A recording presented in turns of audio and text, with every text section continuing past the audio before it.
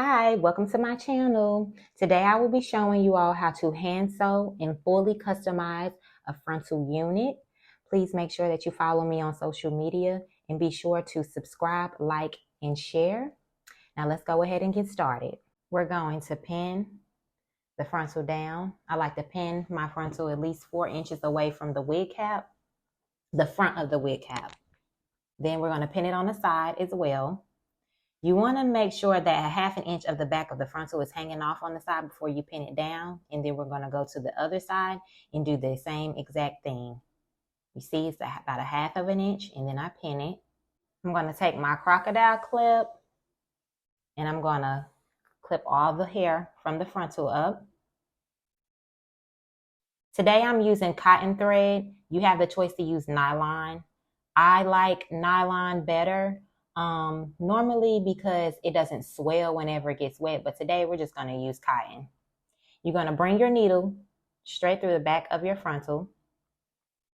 You're just going to keep bringing it through the frontal and looping it through, and just keep going vertically up.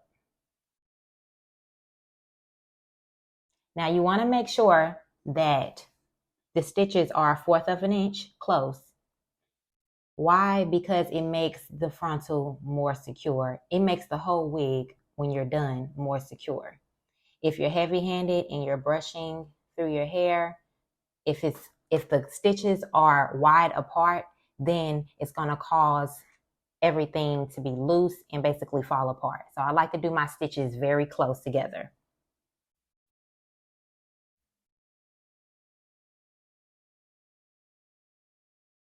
Just pulling that needle through and looping it around.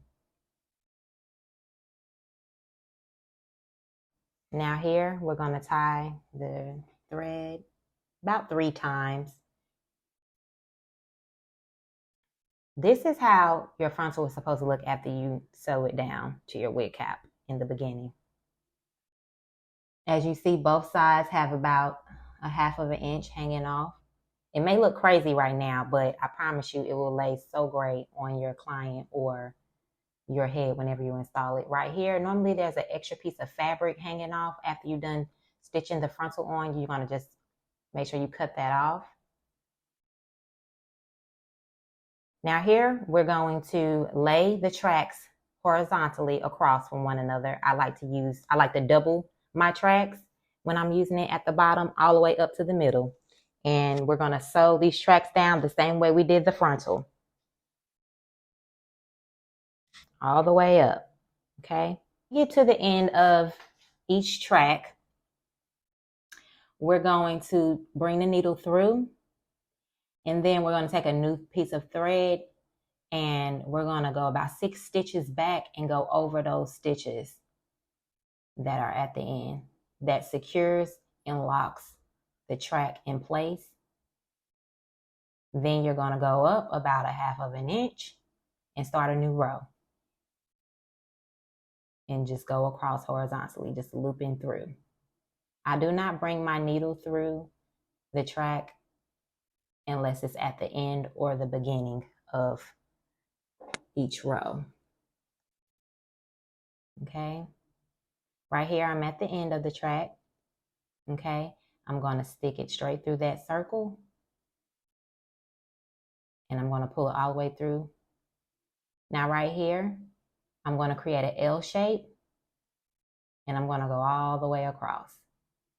Normally in this section, you're pretty much in the middle of the wig cap when you create that L shape. And you're just going to go across in horizontal rows. I'm coming to the end here, sticking my needle all the way through, going through that circle and pulling it through. And I'm adding another track.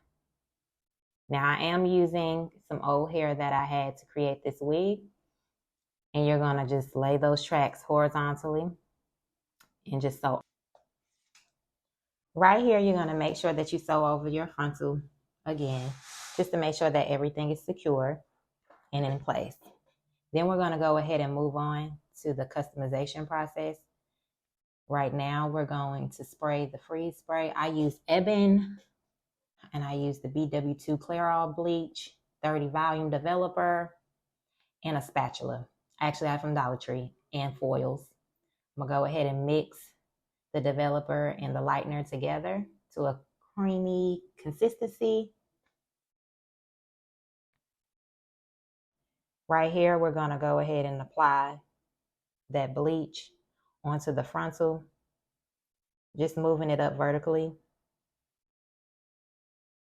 with your spatula. I don't use a brush because the brush pushes the lightener through and it gets the lightener on your hair. I'm going to use these two foils here. I'm going to place them on the frontal.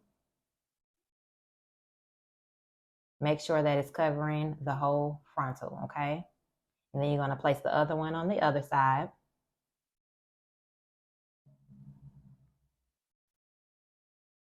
Then I'm going to take a hand towel, I'm going to roll it up and put it inside of the wig where the foil is, and I'm going to flip the wig over.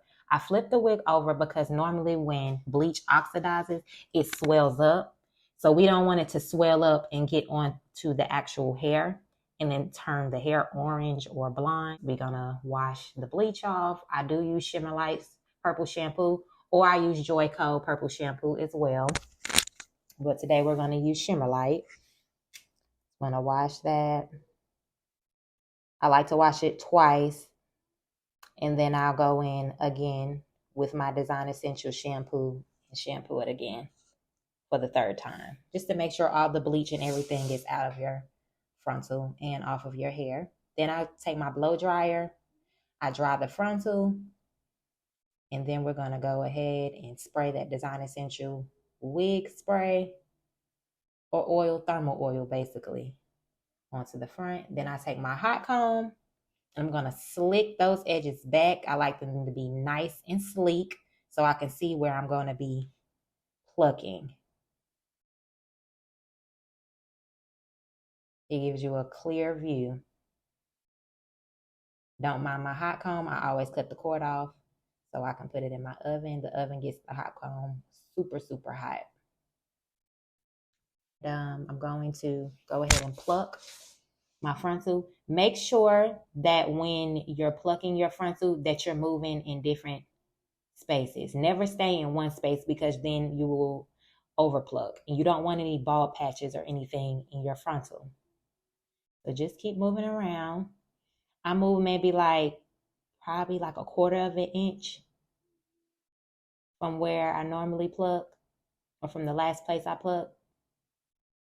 As you continue to watch the video, you will see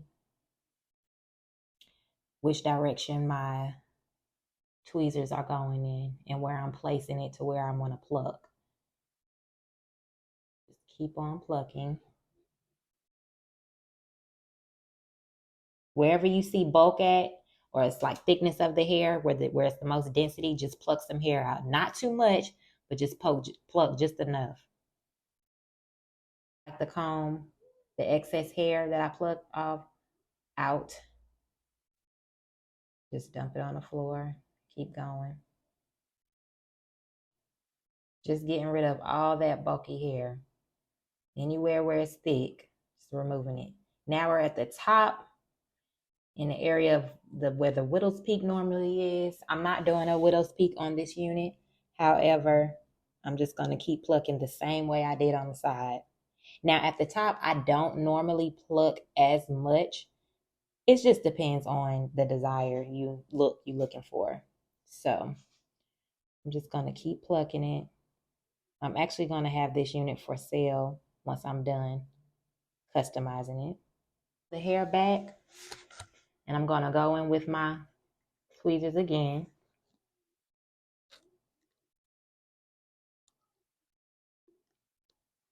Making sure that I'm thinning out that hairline so it could look as natural as possible. Go slow, don't rush, and never, like I stated before, do not stay in the same spot because you do not want bald spots in your frontal.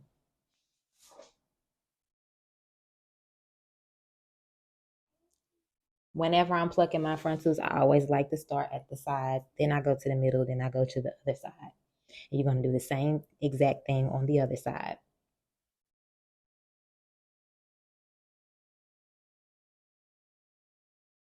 Now we're done. I'm going to go ahead and style the mannequin to the desired look.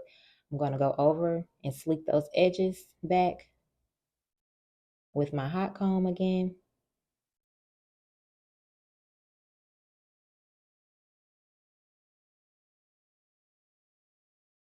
Hot combs are literally like the key to a flat install. That and obviously knowing how to lay the tracks whenever you're sewing your unit down. When you're sewing the tracks down on your unit. All right, guys, and here is the final look. Thank you guys so much for tuning into my channel. Please like, subscribe, and share, and follow my social media. Bye.